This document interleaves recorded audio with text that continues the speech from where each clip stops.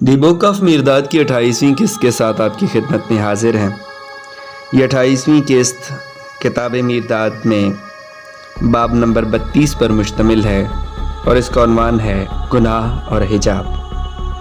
میرداد بتاتے ہیں کہ تمہیں گناہ کے متعلق بتایا جا چکا ہے اور اب تم جاننا چاہو گے کہ انسان گناہ گار کیسے بنا۔ جیسا کہ تم کہتے ہو اور وہ بے بنیاد بھی نہیں ہے کہ اگر انسان خدا کا عکس اور ہم شکل ہوتے ہوئے بھی گناہ گار ہے تو لازم ہے کہ گناہ کا سرچشمہ خود خدا ہی ہوگا۔ اس میں سادہ لو انسانوں کے لیے ایک جال بچھا ہوا ہے۔ میرے ساتھیوں، میں تمہیں اس جال میں پھنسنے نہیں دوں گا، اس لیے میں اس جال کو تمہارے راستے سے ہٹا دینا چاہتا ہوں تاکہ تم اسے دوسرے لوگوں کے راستے سے ہٹا سکو۔ خدا کوئی گناہ نہیں کرتا۔ جب تک سورج کا شمع کو اپنی روشنی عطا کرنا کوئی گناہ نہ ہو، نہ ہی انسان گناہ کرتا ہے جب تک شمع کا جل کر اپنی ہستی کو مٹا دینا اور سورج میں تحلیل ہو جانا گناہ نہیں ہے۔ ہاں، شمع تب گناہ کرتی ہے جب وہ اپنی روشنی پھیلانے سے جی چراتی ہے، اور جب اس کی بتی کو دیا سلائی کی تیلی دکھائی جاتی ہے تو وہ تیلی اور تیلی لگانے والے ہاتھ دونوں کی مذمت کرتی ہے۔ شمع اس وقت گناہ کرتی ہے جب سورج کے روبرو جلنے میں شرم محسوس کرتی ہے اور اس لیے اپنے آپ کو سورج سے چھپا لینا چاہتی ہے۔ انسان نے خدائی قانون کی خلاف ورزی کر کے گناہ کیا تھا، بلکہ گناہ تو کیا تھا خدائی قانون کے تئیں اپنی لا علمی پر پردہ ڈال کر۔ ہاں، گناہ انجیر کے پتے سے اپنی برہنگی ڈھانپنے میں ہے۔ کیا تم نے انسان کے تنزل کی روداد نہیں پڑھی جو الفاظ میں نہایت مختصر اور سیدھی سادی ہے، مگر معنی کے لحاظ سے نہایت بلند اور لطیف ترین ہے؟ کیا تم نے یہ نہیں پڑھا کہ انسان جب نیا خدا کے سینے سے نمودار ہوا تھا تو کیسا تھا؟ خدا جیسا تھا، ساکن، متحمل اور ناقابل تولید، کیونکہ خواہ اس میں ربانیت کے تمام جوہر موجود تھے، تاہم سبھی معصوم بچوں کی طرح ان کے استعمال کی بات تو دور، وہ اپنی لامحدود قوتوں اور صلاحیتوں کے بارے میں جاننے میں نااہل تھا۔ انسان باغ عدن میں ایک خوبصورت شیشی میں بند کسی بیج کی مانند تھا۔ شیشی میں پڑا بیج جب تک اس کو فطرت کے سازگار مٹی میں دبایا نہیں جاتا اور اس کا بیرونی چھلکا ٹوٹ نہیں جاتا، بیج ہی رہے گا، اور اس کے چھلکے میں مہر بند عجوبے کبھی حرکت میں آ کر زندگی سے ہمکنار تابندہ نہیں ہوں گے۔ مگر ہاں، انسان کی فطرت کے موافق کوئی مٹی نہیں تھی جس میں وہ اپنے آپ کو برابر کر سکتا، اپنے آپ کو بو کر برابر کر سکتا۔ اس کے چہرے کو خود سے مشابہ کسی اور چہرے میں اپنا عکس نہیں ملتا تھا۔ اس کے انسانی کان میں کوئی دوسری انسانی آواز نہیں پڑتی تھی۔ اس کی انسانی آواز کسی اور انسانی گلے سے گونج کر پلٹتی نہ تھی۔ اس کے تنہا دل سے ہم آہنگ ہونے کے لیے کوئی دوسرا دل نہیں تھا۔ ایسے جہاں میں جو نہایت موزون جوڑوں کی صورت میں مسافت پر روانہ کیا گیا تھا، انسان اکیلا تھا، بالکل اکیلا۔ وہ اپنے آپ کے لیے بھی اجنبی تھا۔ اس کے اپنے کرنے کے لیے کوئی کام تھا، نہ ہی کوئی طے شدہ راستہ تھا۔ اس کے لیے باغ عدن وہی کچھ تھا جو ایک بچے کے لیے آرام دہ پنگوڑا ہوتا ہے، پرسکون سرور کی حالت، خوش اسلوبی سے قائم کی گئی مصنوعی حرارت، پرندوں کے بچے نکالنے کی مشین جیسی۔ نیکی اور بدی کے علم کا شجر اور شجر حیات دونوں اس کی پہنچ میں تھے، تاہم وہ ان کا پھل توڑنے اور چکھنے کے لیے ہاتھ نہیں بڑھاتا تھا، کیونکہ اس کا ذائقہ، اس کی رضا، اس کے تصورات اور اس کی خواہشات، جہاں تک کہ اس کی زندگی بھی، سب کے سب اس کے اپنے اندر تہ بتہ پڑے تھے، اور اس انتظار میں تھے کہ کوئی ان کو آہستہ آہستہ کھولے۔ وہ اپنے آپ ان کو کھول نہیں سکتا تھا، اس لیے مجبور کر دیا گیا کہ وہ اپنے لیے اپنے ہی اندر سے اپنا ہمدم خود ہی پیدا کر لے، وہ ہاتھ جو اس کے متعدد غلاف اتارنے میں اس کی مدد کرے۔ اس کو جو امداد سے مالا مال تھا، کیونکہ وہ غیبی طاقت سے بھرپور تھا، سوائے خود کے امداد اور ملتی بھی تو کہاں سے، اور یہ بہت اہم ہے۔ حوا کسی نئی مٹی اور سانسوں کی نہیں بنی تھی، بلکہ آدم کی اپنی مٹی اور اپنی سانسوں کا پیکر تھی، اس کی اپنی ہڈی میں سے ہڈی، اس کے اپنے گوشت میں سے گوشت۔ کوئی اور جاندار منظر پر نمودار نہیں ہوا تھا، بلکہ وہی واحد آدم جوڑے میں تبدیل ہو گیا تھا، مرد آدم، عورت آدم۔ اس طرح ایک تنہا بے آئینہ چہرہ، اور اس چہرے نے ایک رفیق اور آئینہ حاصل کر لیا۔ وہ نام جو کسی انسانی آواز میں گونجتا نہ تھا، عدن کی گلیوں میں اوپر نیچے ایک میٹھی تان بن کر بازگشت دینے لگا، اور وہ دل جس کی افسردہ دھڑکنیں ایک ویران سینے میں مدفون تھیں، ایک ہم نفس سینے میں، ایک ہمدم دل میں اپنی نبض محسوس کرنے اور اپنی دھڑکنیں سننے لگا۔ اس طرح بے شرارہ فولاد کا چکماک سے آمنا سامنا ہوا جو اپنے ہمراہ بے شمار شرارے لایا۔ اس طرح ان جلی شمع دونوں سروں سے روشن کر دی گئی۔ شمع ایک تھی، بتی ایک تھی، روشنی ایک تھی، خواہ دیکھنے میں وہ دو الگ الگ سروں سے پیدا ہو رہی تھی۔ اس طرح شیشی میں پڑے بیج کو زمین مٹی مل گئی جس میں وہ اگ سکتا تھا اور اپنے راز افشا کر سکتا تھا۔ اس طرح اپنے آپ سے بے خبر وحدت نے دوئی کو جنم دیا تاکہ دوئی کی مزاحمت اور مخالفت کے ذریعے اس کو اپنی وحدانیت کا احساس کرایا جا سکے۔ اس لحاظ سے بھی انسان اپنے خالق کی ہو بہو تصویر اور ہم شکل ثابت ہوتا تھا، کیونکہ خالق ضمیر اول یعنی شعور اول اپنے آپ کو کلام یعنی ورڈ کی صورت عطا کرتا ہے، اور کلام اور ضمیر یعنی شعور دونوں فہم المقدس یعنی مقدس عرفان میں یکجا ہو جاتے ہیں۔ دوئی کوئی سزا نہیں ہے بلکہ ایسا عمل ہے جو وحدت کی فطرت میں قدرتی عمل ہے اور اس کی الوہیت کے اظہار کے لیے ضروری ہے۔ اس کے برعکس سوچنا کتنا بچگانہ ہوگا، یہ یقین کرنا کتنا بچگانہ ہے کتنے عظیم عمل سے اپنا سفر 3 کوڑی اور 10 سالوں میں یا 30 لاکھ کوڑی سالوں میں بھی پورا کرایا جا سکتا تھا۔ کیا فرشتہ بننا اتنا معمولی کام ہے؟ کیا خدا اتنا بے رحم اور بخیل مالک ہے کہ اس کے پاس تمام ابدیت عطا کرنے کے لیے ہوتے ہوئے بھی وہ انسان کو اپنے آپ کو متحد کرنے اور اپنی ربانیت اور رب سے اس کے اتصال سے پوری طرح آگاہ ہوتے ہوئے اپنے عدن کو واپس حاصل کر لے اور اس کے لیے صرف 70 برسوں کی مدت عطا کرے؟ دوئی کا راستہ بہت طویل ہے اور بہت احمق ہیں وہ جو اس کو تقویم سے ناپتے ہیں۔ ابدیت ستاروں کی گردش کا شمار نہیں کرتی۔ جب ساکن، متحمل اور ناقابل تولید آدم کو 2 حصوں میں تقسیم کیا گیا تھا تو وہ فوراً آمادہ عمل، متحرک، قابل تولید اور اپنی نسل کی افزائش کے لائق بن گیا تھا۔ 2 حصوں میں تقسیم کیے جانے کے بعد آدم کا پہلا کام کیا تھا؟ یہ تھا کہ نیکی اور بدی کے علم کا پھل کھانا اور اس طرح اپنی تمام دنیا کو اپنی ہی طرح 2 صورتوں میں بنا لینا۔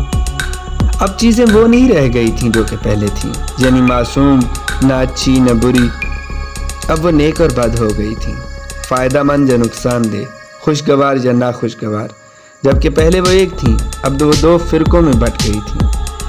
اور وہ سانپ جس نے حوا کو نیکی اور بدی کا ذائقہ چکھنے کے لیے ترغیب دی تھی، کیا وہ عمل پذیر مگر نا تجربہ کار دوئی کی ہی گہری آواز نہیں تھی جو اپنے آپ کو عمل پذیر ہونے کا تجربہ کرنے کے لیے ترغیب دے رہی تھی؟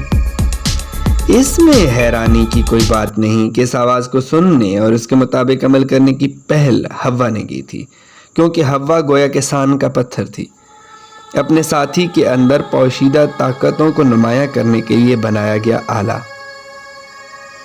کیا تم اس اولین انسانی کہانی میں اس پہلی عورت کا تصور کرنے کے لیے اکثر ٹھہر نہیں جاتے کہ کیسے چوری سے وہ عدن کے درختوں میں داخل ہوئی ہے، پریشاں خاطر پنجرے میں گرفتار پرندے کی طرح دھڑکتے دل کے ساتھ، آنکھیں چاروں طرف چوکسی سے تکتی ہوں کہ کوئی دیکھ نہ لے، جوں جوں اس کا کانپتا ہوا ہاتھ اس خوشنما پھل کو پانے کے لیے بڑھتا ہے، اس کے منہ میں پانی بھر آتا ہے۔ کیا تم اپنی سانس روک نہیں لیتے جب وہ پھل توڑنے لگتی ہے، اور اس کی مٹھاس جو دم بھر کی ہے چکھنے کے لیے اس کے نرم گودے میں اپنی دانت پہ وس کر دیتی ہے، وہ مٹھاس چکھنے کے لیے جو اس کے اور اس کی اولاد کے لیے ہمیشہ کے واسطے تلخی میں بدل جائے گا؟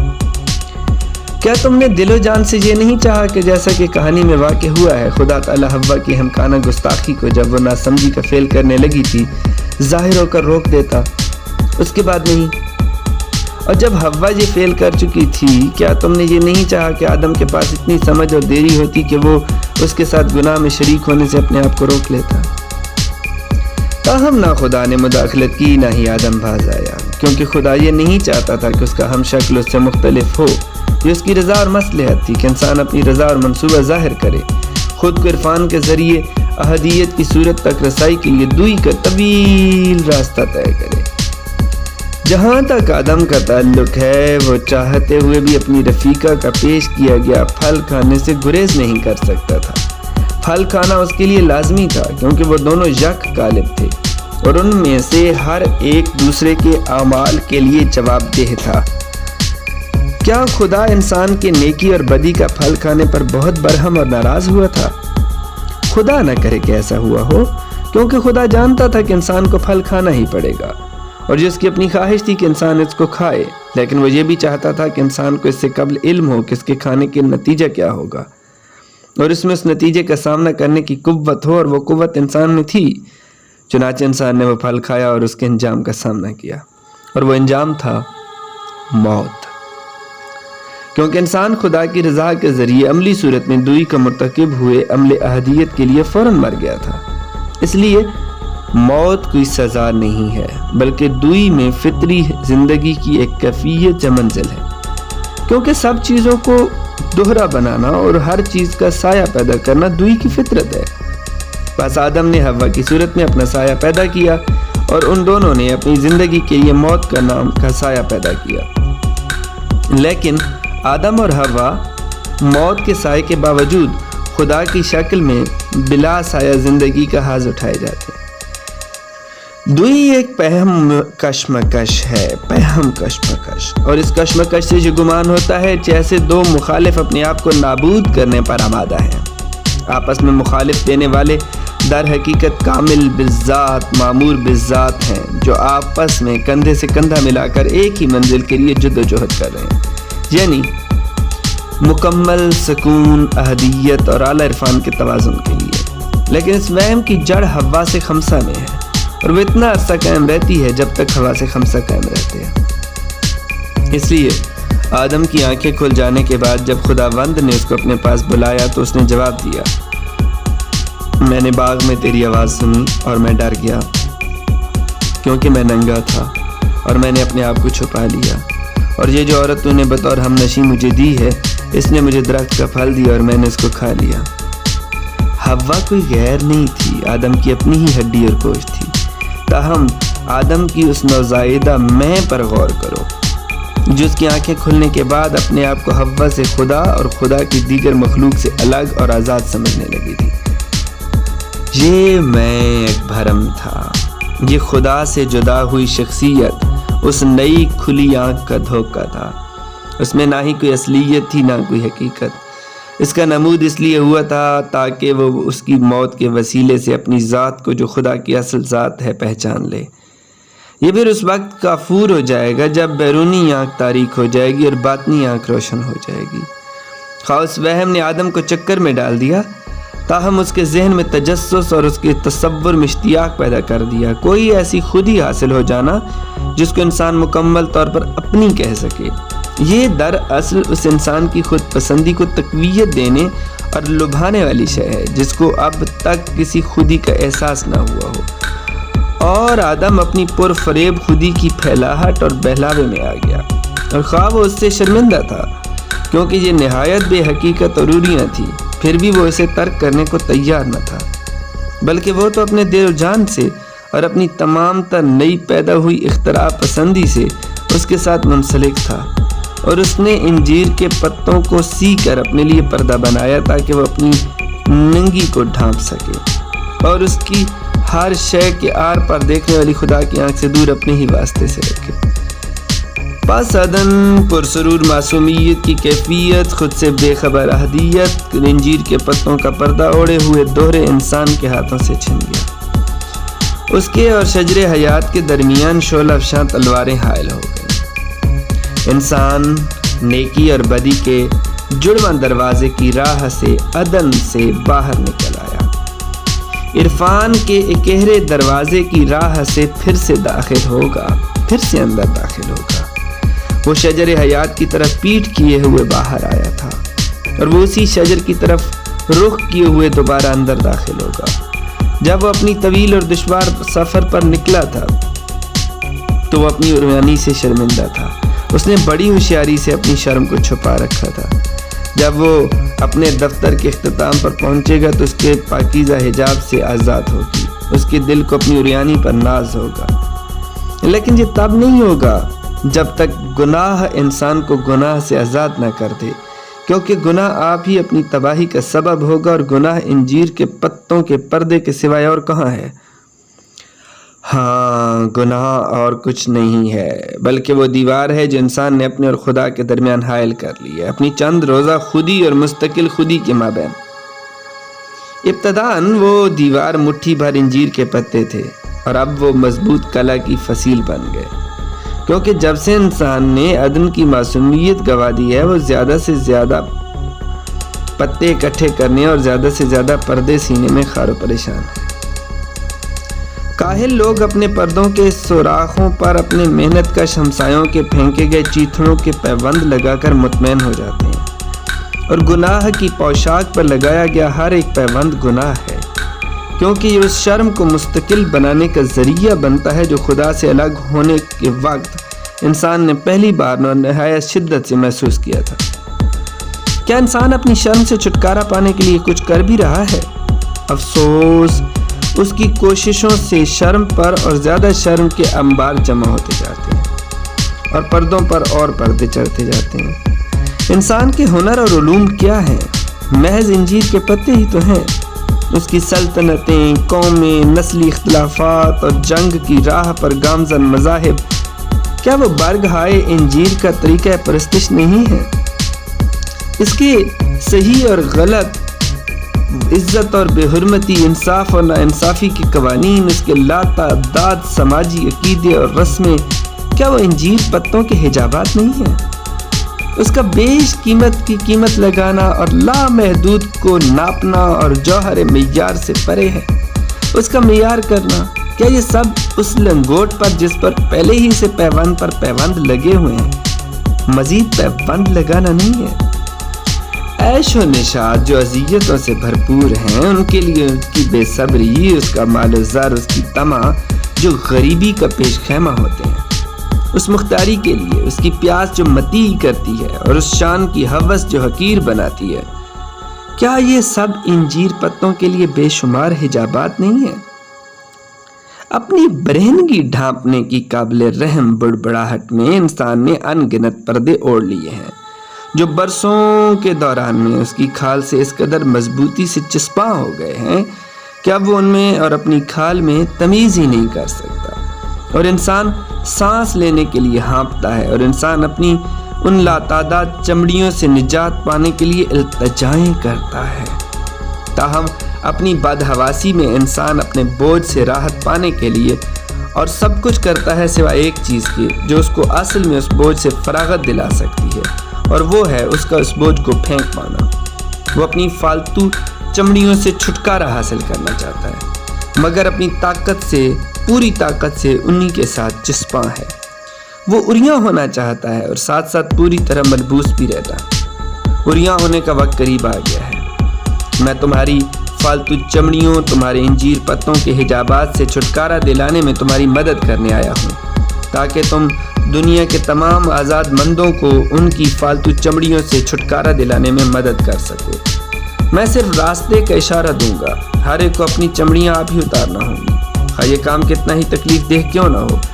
اپنے آپ سے اپنا بچاؤ کرنے کے لیے معجزوں کا انتظار نہ کرو، نہ ہی تکلیف سے ڈرو، کیونکہ بے پردہ عرفان تمہاری تکلیف کو ابدی سرور کی مستی میں بدل دے گا۔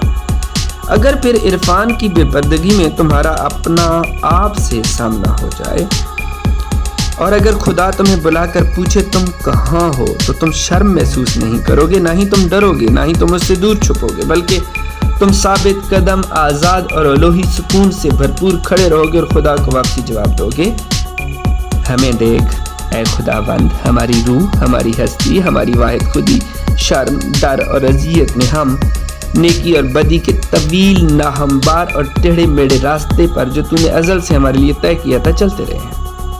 عظیم افسردگی ہمیں ترغیب دیتی رہی ہے، اور یقین نے ہمارے دل کو سنبھالے رکھا، اور اب عرفان نے ہمارے بوجھ اتار دیے ہیں، ہمارے زخم سی دیے ہیں، اور ہمیں نیکی اور بدی، زندگی اور موت سے بے نیاز دوئی کے سب توہمات سے بے بہرہ تمہاری ہمہ گیر ذات کے علاوہ ہر خودی سے بے نیاز کر کے تمہاری بارگاہ میں لا کھڑا کیا ہے۔ اپنی اوریانی کو چھپانے کے لیے انجیر کے پتے پہنے بغیر تیرے حضور بے حجاب پر نور اور بے خوف کھڑے ہیں. دیکھ ہم ایک صورت ہو گئے ہیں, دیکھ ہم نے خود پر فتح حاصل کر لی, اور خدا تم سے لا انتہا محبت کے ساتھ بغل گیر ہوگا اور تم کو اپنا سیدھا شجر حیات کے پاس لے جائے گا. یہ تعلیم میں نے نوح کو دی تھی, یہی تعلیم میں تمہیں دیتا ہوں. نروندا کہتا ہے کہ یہی بات مرشد نے الاؤ کے گرد بیٹھے لوگوں کو کہی تھی. یہاں پر آ کر یہ باب اور یہ قسط اختتام پذیر ہوتی ہے. ہماری جو نیکسٹ قسط ہے وہ آپ کو بتاتے چلیں کہ وہ 33 نمبر قسط ہے. ٹوٹل جو اس کے ابواب ہیں وہ باب 33 نیکسٹ ہے اور 29ویں قسط آپ سنیں گے, اور ٹوٹل اس کے 37 ابواب ہیں. 33 باب ہم نے ابھی کرنا ہے, اور ابھی جو نیکسٹ باب ہے اس میں ہم کچھ سنگیت شامل کریں گے جو نروندا اور میکایون اور میرداد کی ایک سنگت میں ترتیب پاتے ہیں, اور ہر سنگیت مختلف چیزوں کے بارے میں ہمیں رازوں سے پردے اٹھاتے ہوئے ملتا ہے. قسط کو مس مت کیجیے گا. اگر ابھی تک آپ نے چینل سبسکرائب نہیں کیا تو چینل سبسکرائب کر لیجئے تاکہ ہماری باقی ویڈیوز بھی آپ تک پہنچتی رہیں. اور یہ ہماری کس طرح آپ کو آڈیو لگی ہے آپ اپنی رائے میں ہمیں ضرور بتائیے گا. اللہ نے کے بعد